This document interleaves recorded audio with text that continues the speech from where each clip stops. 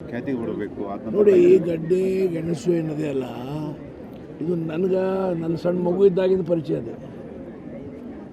ಆದರೆ ಯಾವ ಪ್ರಮಾಣದಲ್ಲಿ ಇದರ ಉತ್ಪಾದನೆ ಆಗಬೇಕು, ಯಾವ ಪ್ರಮಾಣದಲ್ಲಿ ಇದಕ್ಕೆ ಪ್ರಚಾರ ಸಿಗಬೇಕು, ಅದು ಸಿಕ್ಕಿಲ್ಲ ನಾನು ಒಪ್ಕೊಳ್ತೇನೆ. ಹಾಗಾಗಿ ಕುಂಬಿ ಜನಾಂಗ ಅದರಲ್ಲ, ಭಾಳ ಒಳ್ಳೆ ಜನ, ಭಾಳ ಸಜ್ಜನರು, ಆದರೆ ಮುಗ್ಧರು. ನನ್ನ ಅನುಭವ, ನಾನು ಇಲ್ಲಿ ಶಾಸಕ ಕೆಲಸ ಮಾಡಿದ್ದೇನೆ. ಹಾಗಾಗಿ ಇದಕ್ಕೆ ಪ್ರಚಾರದ ಅವಶ್ಯಕತೆ ಇದೆ. ಆ ದಿಕ್ಕಿನಲ್ಲಿ ಈಗ ಲೋಕಸಭಾ ಸದಸ್ಯ ವಿಶ್ವೇಶ್ವರ ಹೆಗಡೆ ಹೇಳಿದಾಗೆ ಆ ದಿಕ್ಕಿನೆಲ್ಲ ಕೇಂದ್ರ ಸರ್ಕಾರದಿಂದ ಆಗಲಿ, ರಾಜ್ಯ ಸರ್ಕಾರದಿಂದ ಆಗಲಿ, ನಮ್ಮ ಕಡೆಯಿಂದ ಆಗಲಿ ಏನು ಪ್ರಯತ್ನ ಆಗಬೇಕು ಆ ಪ್ರಯತ್ನ ಮಾಡಿ ಇದಕ್ಕೆ ಹೆಚ್ಚಿನ ಪ್ರಚಾರ ಸಿಗಬೇಕು. ಇದು ಭಾಳ ರುಚಿಕರ. ನೀವು ತಿಂದ್ರಿ ಅವರು? ಇದು ತಿಂದಿದ್ರಿ? ರುಚಿಕರ ಅದೇವಿಲ್ಲೋ? ಅದೇ.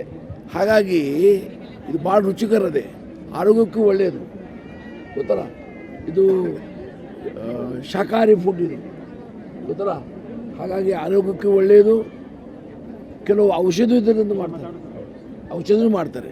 ಹಾಗಾಗಿ ಇದಕ್ಕೆ ಸರಿಯಾದ ಪ್ರಚಾರ ಮತ್ತು ಇದರ ಉಪಯೋಗ ಆಗಬೇಕು. ಆ ದಿಕ್ಕಿನಲ್ಲಿ ನಾವೆಲ್ಲರೂ ಪ್ರಯತ್ನ ಮಾಡ್ತೀವಿ.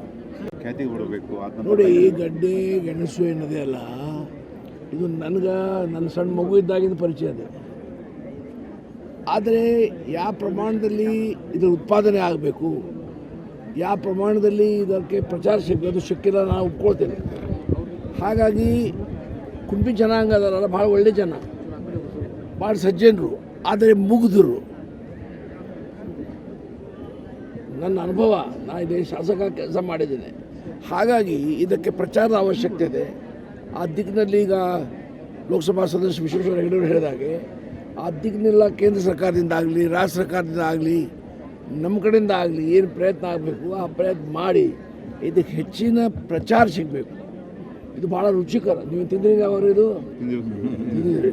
ರುಚಿಕರ ಅದೇವಿಲ್ಲೋ? ಅದೇ. ಹಾಗಾಗಿ ಇದು ಭಾಳ ರುಚಿಕರ ಅದೇ, ಆರೋಗ್ಯಕ್ಕೂ ಒಳ್ಳೆಯದು, ಗೊತ್ತಲ್ಲ. ಇದು ಶಾಕಾಹಾರಿ ಫುಡ್, ಇದು ಗೊತ್ತಲ್ಲ. ಹಾಗಾಗಿ ಆರೋಗ್ಯಕ್ಕೆ ಒಳ್ಳೆಯದು. ಕೆಲವು ಔಷಧ ಇದರಿಂದ ಮಾಡ್ತಾರೆ. ಹಾಗಾಗಿ ಇದಕ್ಕೆ ಸರಿಯಾದ ಪ್ರಚಾರ ಮತ್ತು ಇದರ ಉಪಯೋಗ ಆಗಬೇಕು. ಆ ದಿಕ್ಕಿನಲ್ಲಿ ನಾವೆಲ್ಲರೂ ಪ್ರಯತ್ನ ಮಾಡ್ತೀವಿ.